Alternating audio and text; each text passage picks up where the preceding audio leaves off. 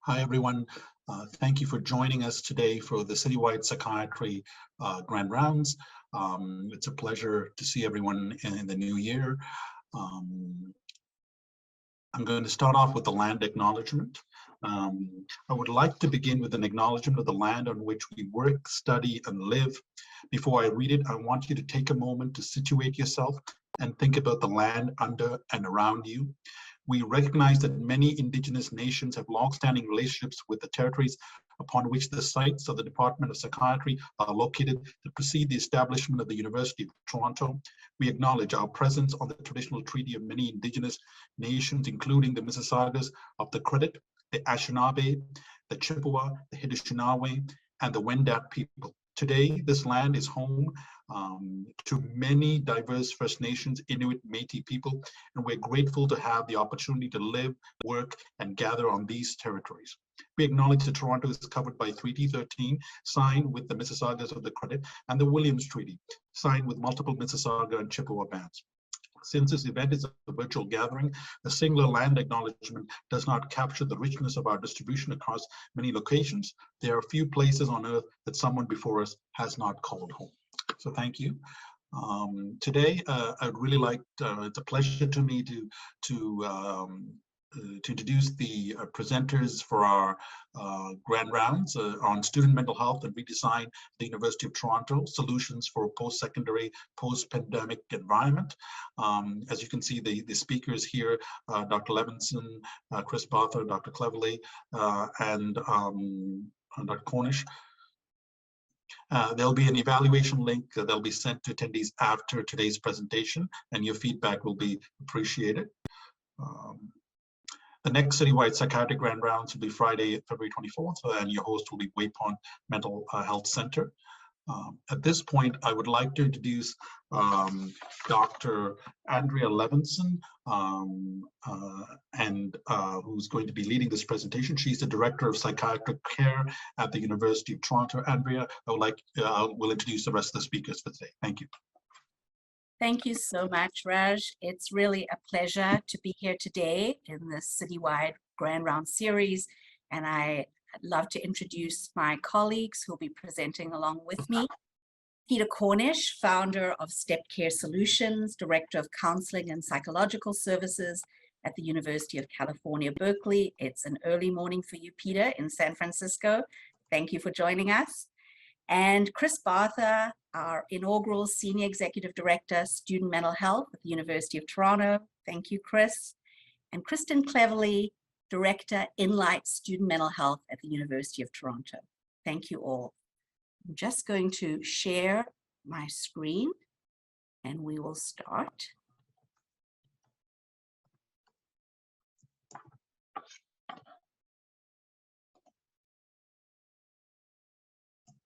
Good. So it's really a pleasure to be here, and very often in presentations of this type, one ends off with acknowledgements of so many people that have contributed to the work in the last 2+ years. But we're going to start off with the acknowledgements and gratitude, because we're really the voice of a whole community of people across 5 collaborating organizations, 3 campuses in terms of our University of Toronto, and over 40 individuals across 24 months. Deep gratitude. At the University of Toronto, we thank our students, youth engagement leads, and our wonderful staff and faculty for all their passion and commitment to this student mental health redesign project. It started from the top down with our president, Merrick Gertler, our provost, Cheryl Regier, our vice provost of students, Sandy Welsh, and our dean of medicine, Trevor Young, really leading the way and continuing to be engaged in this important work. Our health and wellness leaders on our 3 campuses have been tireless in the work that has been taken underway. Our graduate students, our IT support, our communication specialists, and various others. Not to mention our hospital partners. CAMH agreed to partner in this work right from the outset, and under the leadership of Vicky Sturgopoulos, Linda Morey, Caroline Chasson, and the whole team. We have been partnering in a very exciting collaboration to support our students with more acute and complex mental health concerns. And then our external consulting partners, Step Care Solutions.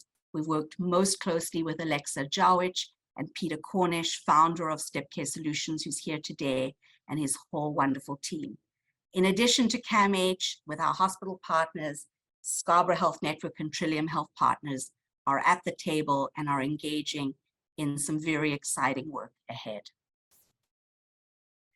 So today, in terms of our goals and agenda, I'm going to start off just providing a broad context of the post-secondary cohort, the challenges and opportunities across the developmental, mental health, and academic dimensions. I'm going to cover the key themes and recommendations of the task force, the Presidential and Provostial Task Force report on student mental health, and describe briefly the initial response strategy to the task force report and the adoption of the Step Care 2.0 model.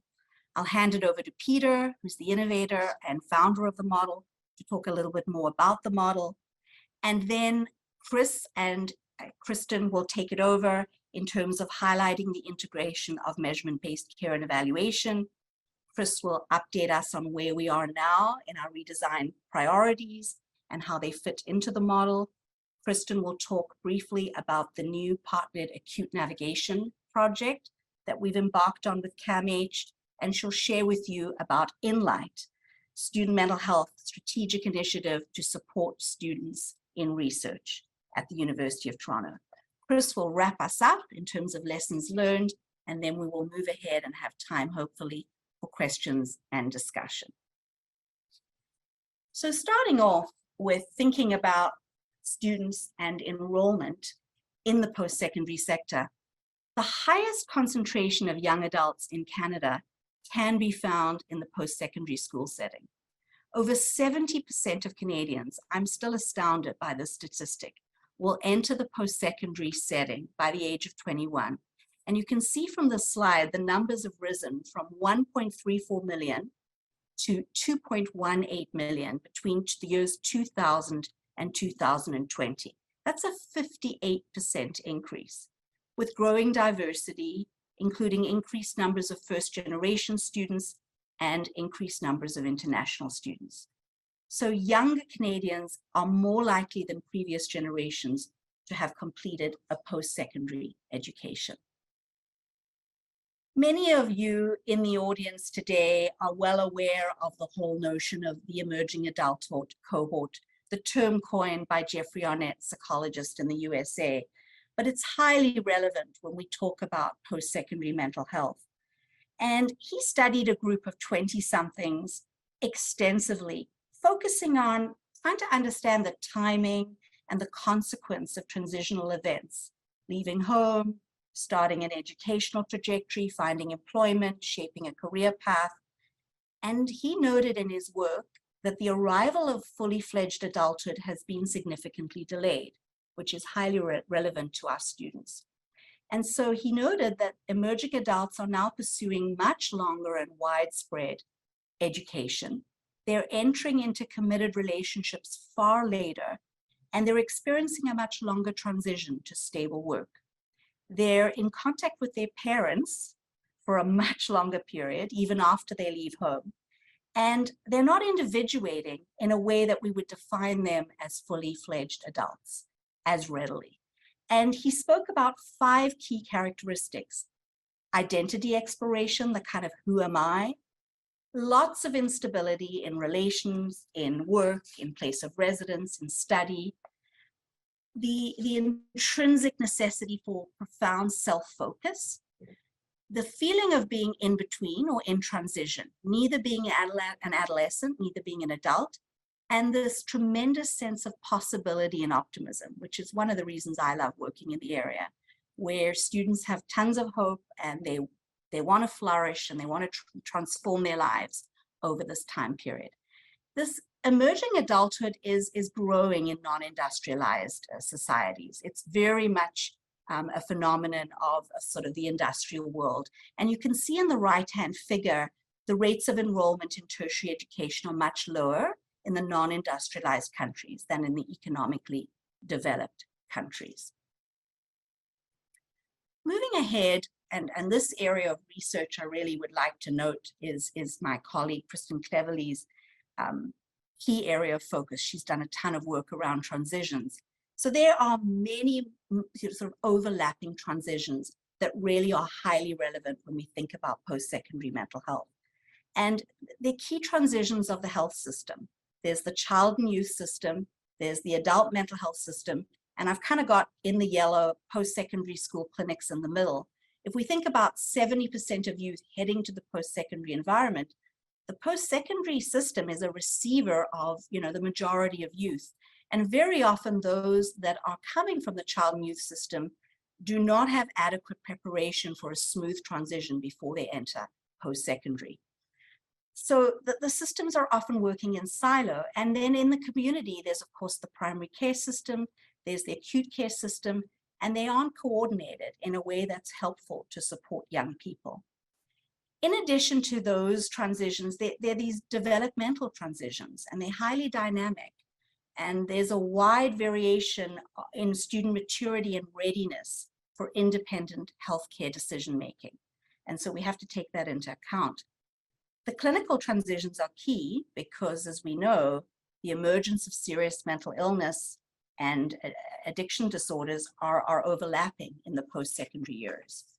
And in addition, there are legal aspects around transition. There's the assumption around sort of patient consent as a new adult with legal and privacy constraints, and the sort of often inability to include family that can very often, in many cases, not all, be very protective and very helpful. So this is really just to highlight the key importance of transitions in the work. This is just a slide to provide a sensational frame. When I first sort of joined the work, I remember in September, the beginning of the school year, the media always pick up on the kind of crisis-driven narrative. There's a mental health crisis on campus. This is just speaking to the increase in help seeking and in expressed distress in our youth cohort. So, at the University of Toronto, we're not alone in facing issues related to increased demand in student mental health resources. And I mean, mental health, it's a post-secondary issue, but it's a community issue. It's a public health and societal issue. And, there's a National College Health Assessment Survey that comes out of the US, but there's a very robust Canadian cohort. And the last one was done in 2019, and U of T participated. And this is survey data, but there's a tremendous reporting of distress and symptomatic distress. 52% of students reported significant depressive symptoms impacting on functioning in the previous year. Close to 75% of students reported significant anxiety, and close to 3% had reported one suicide attempt within the last year. A very large survey, the Healthy Minds Survey in the US across close to 200 institutions, reports that students are reporting more readily a mental health diagnosis, and help seeking is exponentially increased in the past 10 years. There's also been an increased rate of presentation to the psychiatric emergency based on the Healthy Minds Survey. And it's that kind of phenomenon that's informed our work in partnering with CAMH and our other acute partners in terms of thinking about students who are presenting to the emergency room or getting admitted to a hospital. So help seeking is on the rise, and this is a good thing. And how do we think about the reasons for it? It's not studied in a rigorous manner, but we can intuitively note it's multifactorial. There are more youth who enrolled in the post-secondary setting. The time coincides with, greater incidence of mental health disorders. There's reduced stigma, there's more awareness, there are more youth identified in elementary and secondary school who are acquiring accommodations, and they're able to now enter the post-secondary sector, which is wonderful. There's students coming globally from international lands where there's been tremendous stigma, and they're now finally able to access the support they need. And then there are all those environmental aspects, academic rigor and competition, financial stresses, sociocultural phenomenon, And Chris will talk a little bit about the need for a really more rigorous data strategy, as will Kristin, in terms of really delineating this. I just wanted to mention funding, because sometimes those who don't work in the post-secondary system aren't fully aware of the funding models in Canada. So because our health and counseling centers on campus they're not integrated with the provincial healthcare system formally. So funding is very inconsistent and haphazard. It comes from a variety of educational budgets, sometimes a one-off grant funding, some institutional budget, and student fees. There's no national or provincial accreditation requirement in terms of what an institution should be mandated to do to support the mental health of post-secondary students. Recently, there's been a really positive initiative through the Mental Health Commission in developing a guiding framework called the National Standard for Mental Health and Wellbeing for Post-Secondary Students. And my colleague at the University of Toronto, Janine Robb, was a leader in this very, very important work.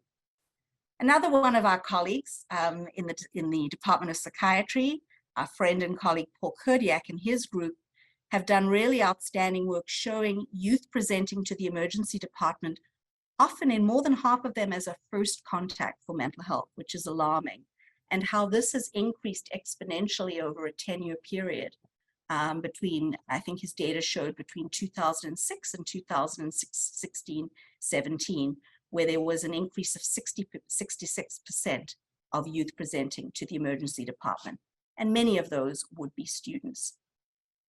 In terms of thinking about student health services, you know, historically, counseling and health services have been around for a long time, since World War II.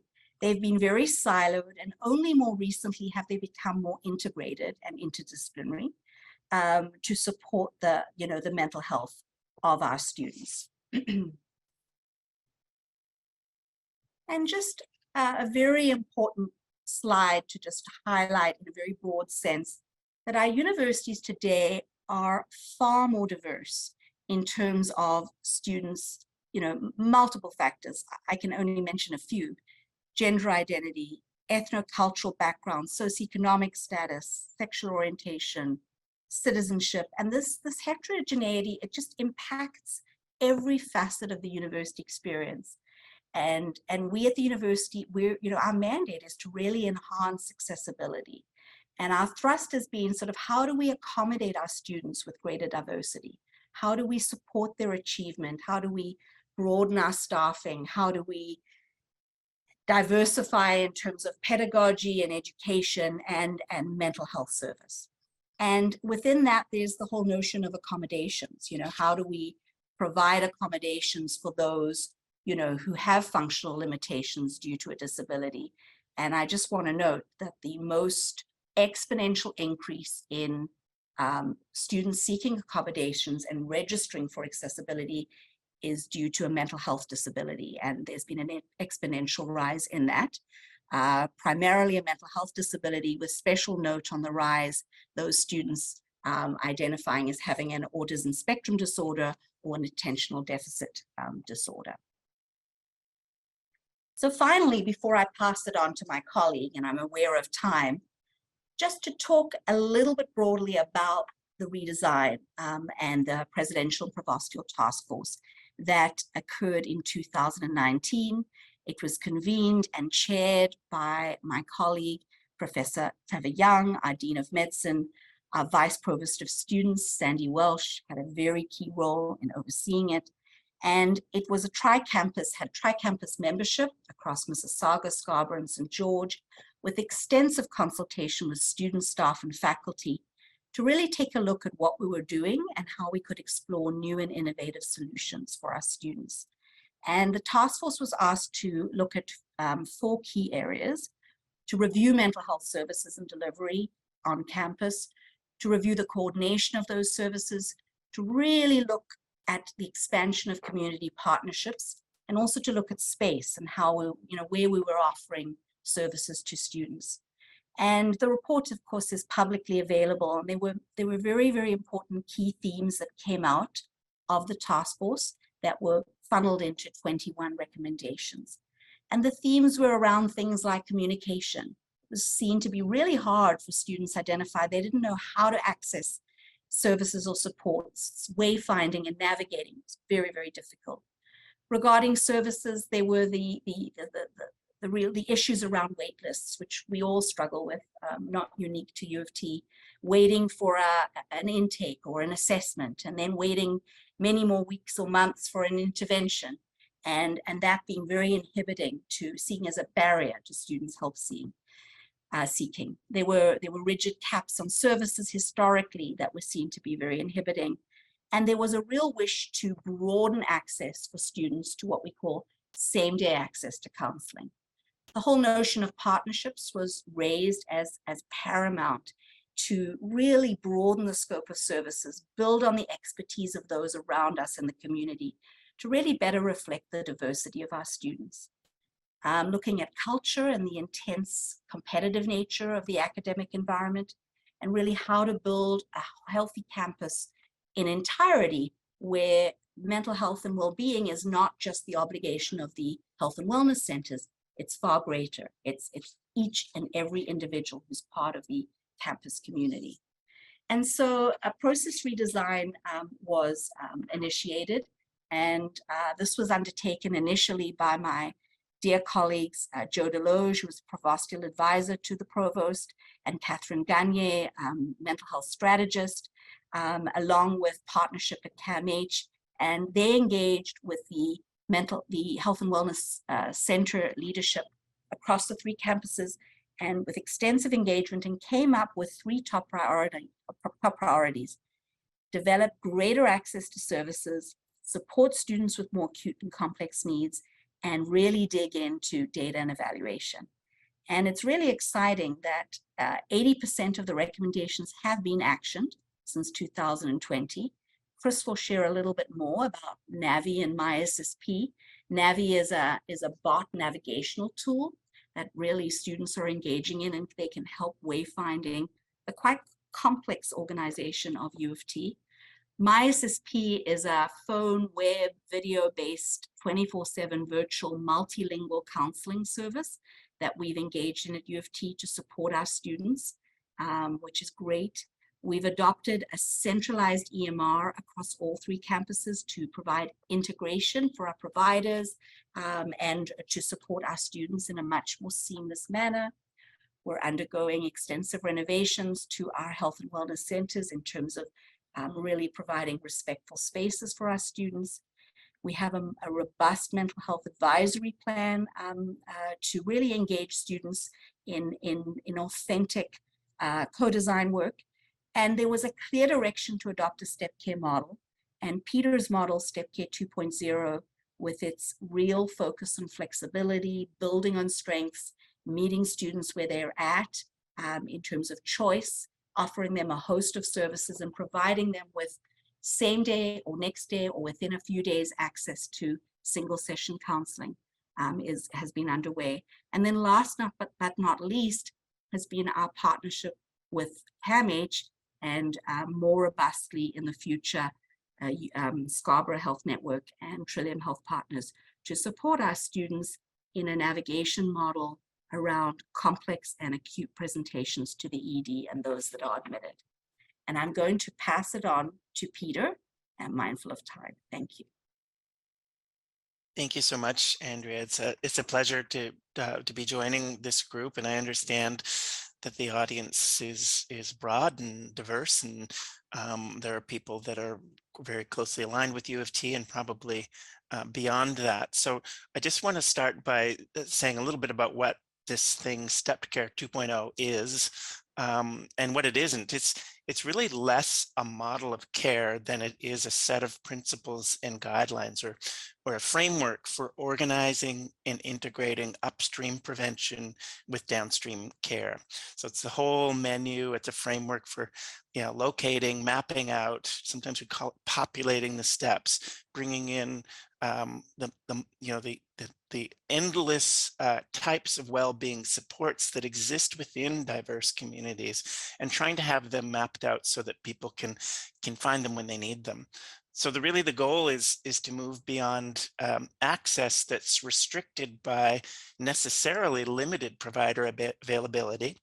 Experts will always be scarce, and licensed professionals will always be scarce, particularly more expensive ones. And so what we want to do is have a system that allows us to make use of that expert care really when it's needed, instead of having everyone line up to be assessed first by expensive care providers, so that there can be alternatives before they get to that level. And of course, we need screening approaches in there to help identify. So the framework goes beyond the work of licensed professionals to include health promotion, illness prevention, policy reform, community development activities that are aligned with, some of you might be aware of, the Okanagan Charter for Health Promoting Universities, which shifts the responsibility to the entire community. Some of you might be aware of the Healthy Cities movement, where we need to do a lot more of that community development work, particularly for well-being, so that not everybody ends up downstream on our doorsteps. So for the audience here today, we really wanted to highlight elements of the framework that are relevant to licensed practitioners. So what Step Care Solutions gets involved in doing is system building, partly through web design. And in a moment, I'm going to show you a picture of Wellness Together Canada, which is something that Step Care Solutions has been leading in the design of a portal for all Canadians. But it's not just web design. We work with the workforce to help them, mental health workforce, to develop more flexible case management processes that include system navigation. And we also work with helping people to implement, based on implementation science, strategies that can help practitioners routinely use data in a way that makes it accessible to the clients that they're working for, so that they're collaborative decisions. You can have conversations about the data that can inform collaborative treatment planning. And so the goal is to make, in the end, is really to make more options available to meet help seekers where they are in terms of readiness, as opposed to the way that I was trained as a psychologist. Was my job is to get people coming to see me ready to do what I can offer them. And while that can be useful, we're sort of reversing that to say, let's offer a whole menu of options so that people don't have to get ready to do something they're not ready to do. They can start right where they are. And that's where the idea of a portal comes in. And if you can just go to the next slide, this when it's up, has it shifted? Let me just see. It's still showing on the previous one. Can we advance to the next one?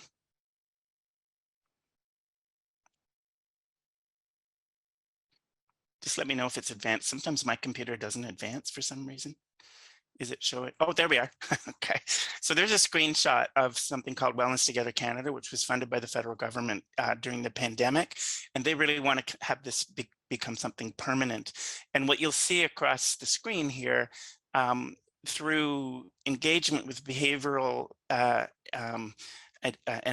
analyst experts on web design and web journeys and how people engage with and navigate websites, came up with these buckets that can help people to connect with something they're ready to do. If they're low on readiness for change, maybe they just want to go in and learn something, read some articles, watch some videos. Maybe they're ready to try a few apps on their own. Maybe they want to connect with peers, others like themselves with similar identities. Maybe they just want to track their wellness, or maybe they want to engage immediately with a professional. And so this is a low intensity support system. Our argument is that low intensity supports, and it's backed up by research, are often just as useful to people with high acuity as they are to people with low acuity. And so we really want this kind of access to be there for providers to direct people to. So any of you working anywhere in Canada can use Wellness Together Canada as an adjunct to your treatment, and you can refer them to that. They can get one at a time counseling sessions for free within minutes through this portal. So that's what you can build by taking this framework. You can build systems, and U of T is very much engaged in building that for students. And that's all I have to say. Thank you very much.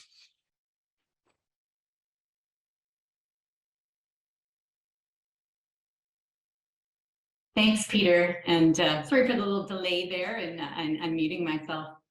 I'm going to walk you through 2 slides that summarize what would be about 2.5 to 3 years of work at the university around the vision of a step care model for students at U of T. And I'm going to tell you that I parachuted into this full effort in September of 2022 and have been processing myself the complexity of the work being undertaken within the largest university in North America, 3 campuses, very diverse student population, and many, many people at the university deeply, deeply invested and concerned about student mental health and wanting to play a role in supporting our students as they move through our many programs across 3 important campuses. Stepped care, as Peter was describing, is based on a set of principles. It then needs to be translated into a model for the purposes of implementation. And this slide shows you, with the 9 steps of the stepped care model, how U of T conceptualized the low intensity to high intensity resources and services in the context of mental health that we wanted to build and make easily available to students. You can see on the far left under self-care, this speaks to some of that upstream prevention work that Peter was referencing. Much of this provided through online resources, self-guided activities, lots of peer support programs going on at the university. Much of this led through our 3 health centers that are at each of our 3 campuses, but also led by many other important groups within student life, faculties and divisions who have also got an interest in supporting their local students. So I want to acknowledge that there are a lot of folks involved in the left-hand side of this 9-step continuum. As you move toward the right, we then get closer to our health centers, more specialized mental health supports, and very specifically the one-to-one sessions, which I'm going to talk about in a moment.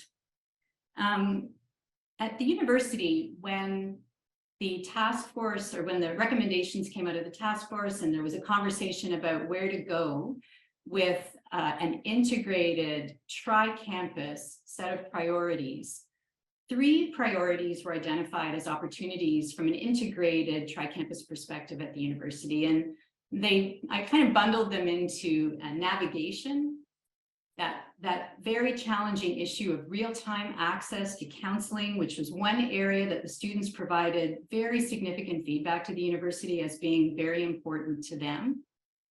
And the highest risk area, which was our pathways and collaborations with hospitals and with CAMH in particular. I'm not going to talk too much about number 3 because I'm going to hand that off to Kristin Cleverley to talk about in a moment. But I am going to say that you'll see on the slide toward the right, very early on, there were important conversations between CAMH, Trillium Health Partners, Scarborough Health Network, the University of Toronto, and a senior level table that was set up to begin to talk about how these collaborations to support the students at all 3 campuses could be better fleshed out. And the pilot project that we've launched with CAMH, which is no longer a pilot project, it's fully underway, is our first launch of addressing that acute care piece in better supporting students who may develop a serious mental illness or a complex mental health concern where specialized hospital resources are required. And much of the work I'm going to talk about in a moment has been happening simultaneously. And to add to this, from sort of the school of go big or go home, it was recognized in 2021-22 that we needed to move our 3 health centers to a common electronic medical record. So that project was also launched at the same time as launching these other initiatives. I'm going to walk you through the first 3 initiatives that have really addressed navigation and access. And this was our starting point. Step Care Solutions and Peter's team has worked with many groups who have an interest in implementation of the step care model. Different groups choose to show this diagram in a different way. Some use a circle, some come up with a different visual representation of what stepped care could look like in their space. This is how U of T visualized its stepped care model. And at the far left, what we did in order to address the issue of navigation and 24/7 access to mental health support was launch 2 virtual resources. One is Navi, which is the chatbot that Andrea mentioned in her remarks. So this is available to students to access, to be able to just maybe cruise through different resources, read about what's available, that type of thing, or ask the chatbot a question and engage in a back and forth conversation that might take them to another resource that is more suited to their needs. It might take them to a health center, and it might take them to My SSP or some other resource within their faculty or their division. And it's a very easy way to access immediate information in a very user-friendly kind of environment.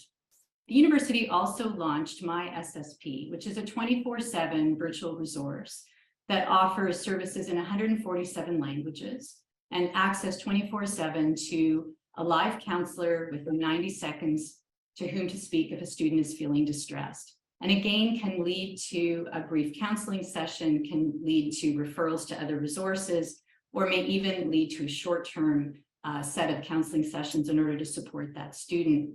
The importance of My SSP is that student mental health on a university campus is a 24/7 need, and covering the variability in demand in terms of student need is a challenge for us at the university. So My SSP sees a lot of utilization after 3:30 and up until about midnight. And that would be typically when our regular services at the university are winding down toward the end of their business day. So this proved to be a very, very important resource, not just during the pandemic, but especially during the pandemic for all of our students at the university. We have 3 health centers, one at each campus at the University of Toronto, and they are a very important resource to our students, offering both primary care and mental health services. One of the challenges that each of the health centers had, and they had addressed in one way or another with various tweaks to their model of care, was often running out of capacity for one-to-one sessions that could be available same day or next day to students.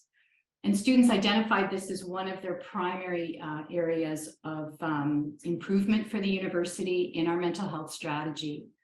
So through our collaboration with Step Care Solutions, revisioning of how same-day access to a counselor for one-to-one sessions was conceptualized, and through training, education of our staff, who some of them may have been doing parts of the stepped care model, one at a time session, single session model. There may have been various aspects of that implemented across the 3 health centers. This was a more standardized, more routinized way of scheduling, planning for one-to-one, same day or next day access at each of the 3 health centers to become a consistent part of the way we could deliver mental health support.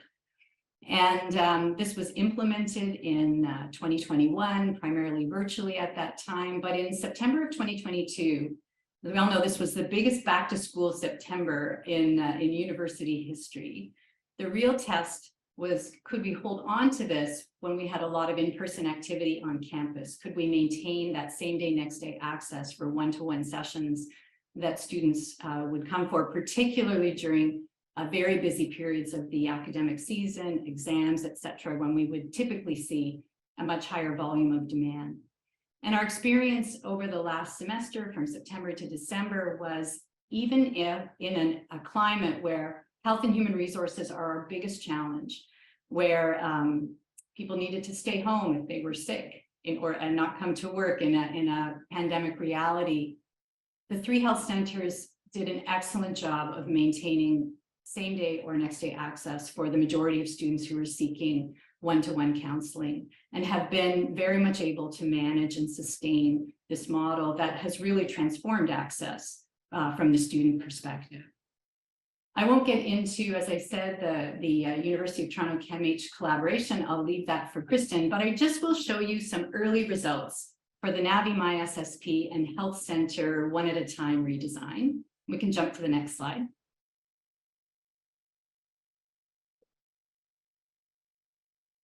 One back, Andrea.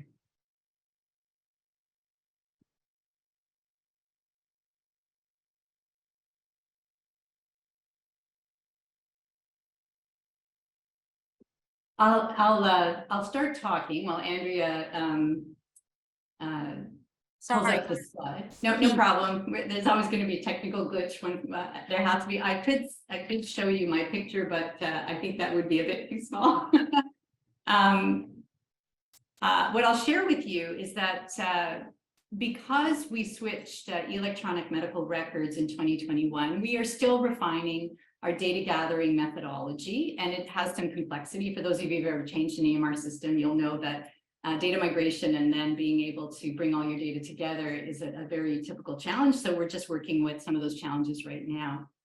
But with the data that we have available, what we've been able to track is in the 2019-2020 academic year, we would have seen about, at each of the health centers combined, we would have seen just over 33,000 mental health interactions. And this year, 22-23, we're forecasting by the end of the year that will be around 41,000 mental health interactions. Now we know that some of that delta may be attributed to some of our data migration issues, but we also know that some of that delta is definitely attributed to increased access to mental health services. When we roll up our data between MySSP, Navi, and the work of the health centers in mental health, oh, there we go, perfect timing, thank you. What we see, and which is the lower box on the lower right hand side. Chris, I just want to let you know I took over screen sharing. It's Peter, so just hopefully that'll work.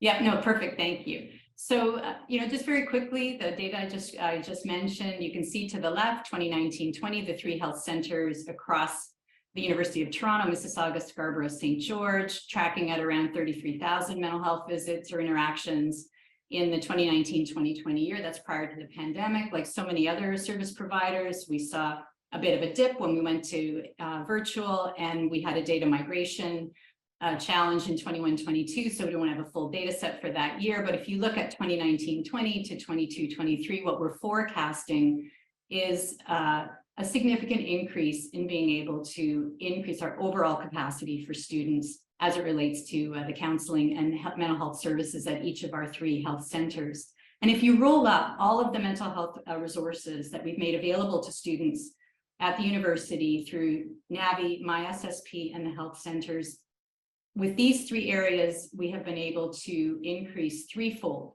our ability to respond to mental health need from our students at the University of Toronto. And I will say that, the shift to an OATS model, single session model, where a student will come in for 1 session, have a single problem solving session with a counselor based on a specific methodology, and then encourage the student, come back if you need to, call us back, we can see you, but not necessarily go on to book multiple counseling sessions because the focus is on the current issue that brought the student in that day. That's what's helping us respond to student need and maintain that same day, next day capacity, recognizing that 1 at a time or OAT session may lead the student to other resources across that 9-step continuum. And it often becomes a doorway to the 9-step continuum, but it's not the only door. You can come in all the other steps if need be. I think I'll stop there and I'll hand it over to you, Kristin, to talk about our acute care collaboration.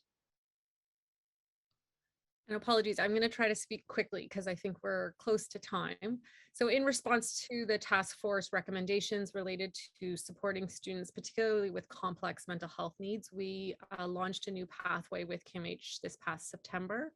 The partnership helps us address the higher acuity complex needs of our stepped care continuum. Through this pathway, we created a new role for post-secondary students, but not a new role at many of our hospitals, navigation. These clinical navigators provide complex care coordination, brief therapy, and discharge planning for students either presenting to the CAMH emergency department or who are on a CAMH inpatient unit. Importantly, they also work in collaboration with university health centers, our crisis teams, and other community partners. Throughout the development and implementation of the acute navigation service, communication and engagement sessions about the services took place across CAMH and our University of Toronto partners. Next slide, please. Here we show very early results of the UTAN engagement. As you can see here, a total of 131 students presented to the CAMH emergency department since we started the pathway in September. This represents about 10 students per week, or about 27, and approximately about 27% of those students were admitted to an inpatient unit at CAMH. So this was much higher than we anticipated. However, UTAN has helped us uncover high social and academic complexity for both domestic and international students. And to date, approximately 50% of the students who have presented to the CAMH emergency department have engaged with a UTAN navigator, of which about 40% of those students presented with anxiety and or depression, and approximately 36% presented with suicidal ideation. Next slide, please. I'm going to take a brief moment to overview Inlight. It's been mentioned a few times. It's a new initiative at U of T, and it was also in part of the response that university had to the task force report. It's a new institutional strategic initiative, and it's key to our ability to support robust evaluation and research of the University of Toronto's mental health redesign. It's a research center that builds and supports innovations in student mental health research across all 3 University of Toronto campuses and in collaboration with our partners. We aim to generate research-driven innovations primarily in collaboration with students at University of Toronto, but also with staff and researchers and faculty across and leadership across the university and our partner hospitals. Next slide, please. How this relates to the UTAN clinical pathway is that Inlight has provided the infrastructure and guidance in the development and implementation of measurement-based care for the UTAN pathway, and subsequently co-designed a successful CIHR Teams grant to evaluate both short and long-term psychiatric and health system outcomes for the users of the navigation pathway. And importantly, we've also built in the capacity to understand the satisfaction and opportunities for improvement of the pathway for students, clinicians, and navigators. Just going to pass it back to Chris now.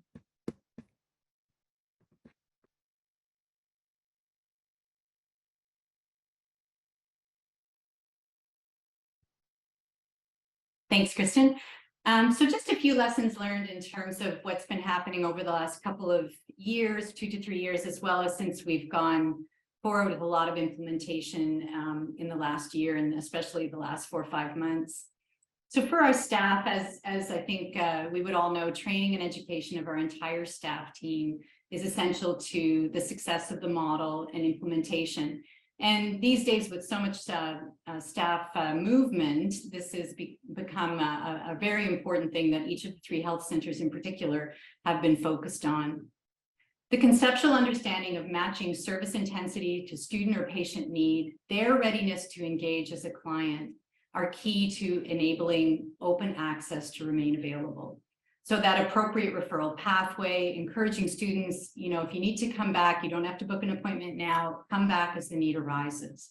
And then using multiple communication strategies for all of our stakeholders to provide updates across the phases of implementation, because it's complex and challenging to keep people up to date as to how we're tracking against our overall goals. For the leadership side, substantive staff engagement and operational planning is required, and I don't think that would come as a surprise to any of us. Just the amount of effort that goes into scheduling, redesigning intake and triage processes, documentation processes, efficiencies, and all of these are very important given the demand and the finite number of resources we have to work with.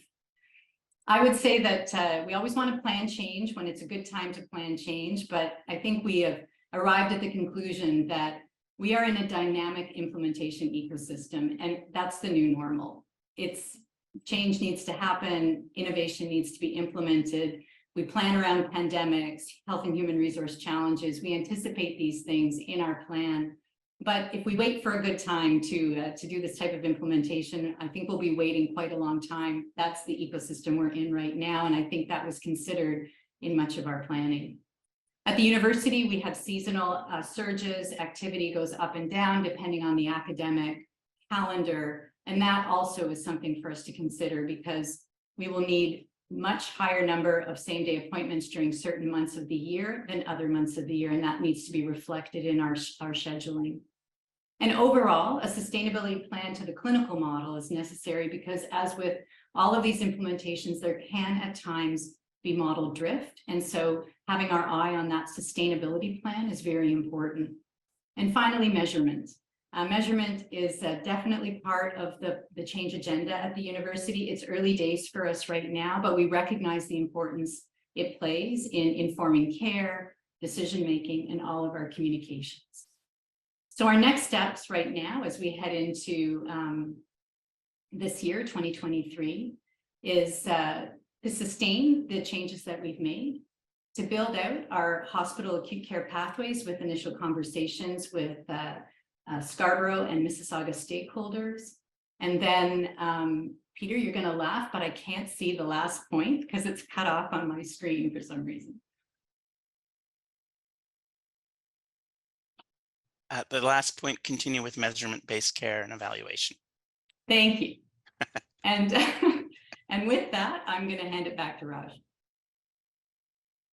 Okay, thank you for this wonderful presentation. We've got lots of engaging questions coming up, so maybe I'll field some of these questions and then you can answer who feels comfortable. There was one question about, I think you may have answered some of it. What percentage of the students do identify as, U of T students identify as having mental health issues, or that they may need some type of accommodation? I don't believe we know definitively, because it's not all integrated in one place.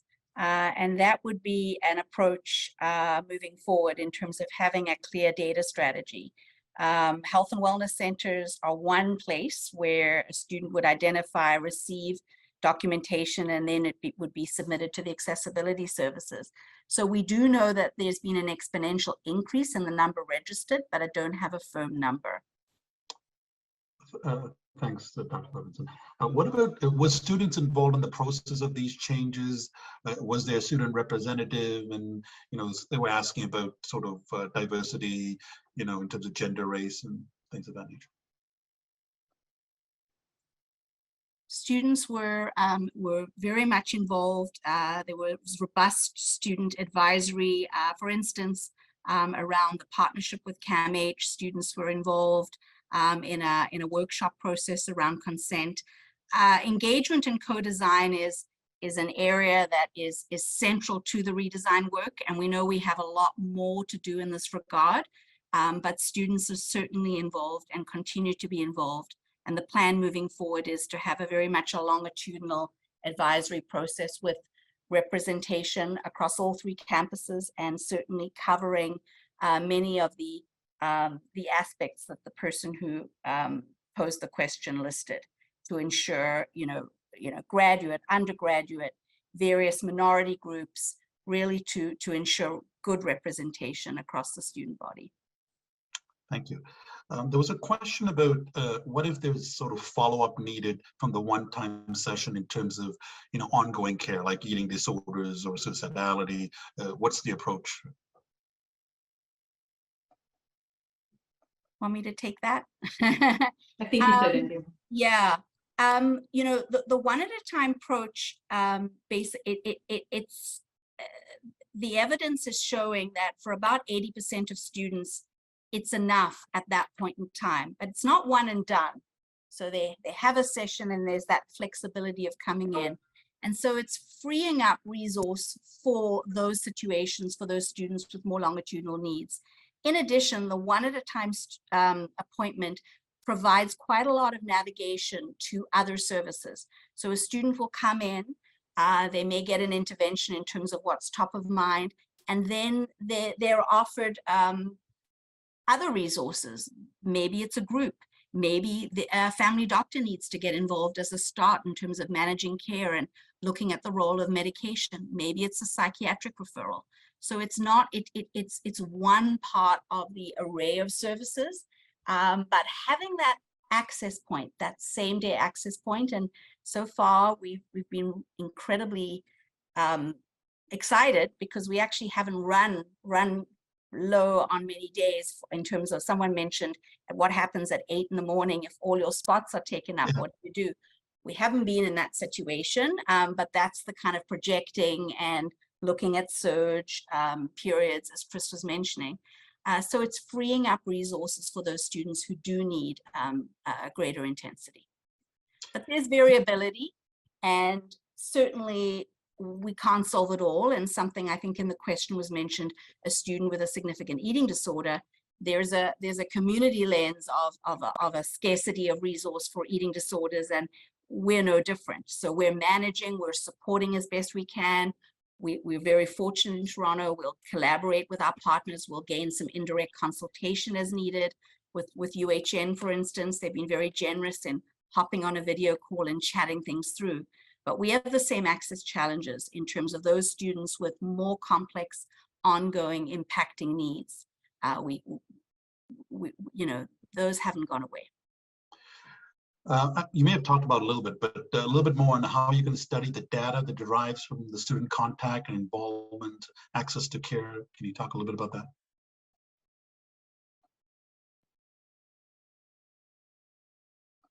Chris, go ahead. Well, maybe I'll just start off, because I think this is an area where Inlight and student mental health are really working to collaborate with each other around what data we can collect, what are the most important variables to be studying, how do we collect the data, and how can we disseminate our findings. And so with my having joined the university, and now Kristin is leading Inlight, and with Andrea and many other important people at the university, there's a collaborative effort now to look at what is the evaluation framework going to look like, and to begin to initiate some projects in relation to that. And as I said, with the launch of Tri-Campus EMR, now we're all on the same platform. One, there were clinical reasons to do that, no doubt, but it also really enables us to be in a position to better collect information about the students that we serve in order to inform some of the questions we all have about who are our students, what are those outcomes that we're attempting to achieve, and how do we actually track that we are heading toward the outcomes we had originally envisioned. I think the CAMH partnership is the first fulsome collaborative project we have that is collecting a robust data set. And we are in discussions now about where can we go from there in terms of a more robust evaluation framework. And Kristin, maybe I'll hand it over to you. Yeah, and I think there's an evaluation framework and a research framework, and the data will serve both. And figuring out those processes is new and it's innovative. It's not necessarily new for some of our academic hospitals, but it certainly is newer within a combined integrated data approach. And I should say that there have been a number of evaluation strategies that Chris mentioned that have started, that students have been, key partners in the co-design of those processes. And so we didn't get into all of them here, but there is an overall evaluation plan that the Tri-Campus Health and Wellness leadership have been involved in and students have been engaged in. This is just the beginning, and I think we're all very excited about the opportunities for data evaluation and research through these through the redesign. Yeah. There's a quick sort of specific question about measurement-based care. What if someone doesn't want to do it? How do you manage that situation? Yeah, so I can respond to that, although I know one of our navigators wonderfully is on, and the second one maybe as well, I couldn't see. But, on the CAMH side, we've integrated measurement-based care into the electronic health record. And, I have to say thank you to the CAMH group on that, because it's not easy.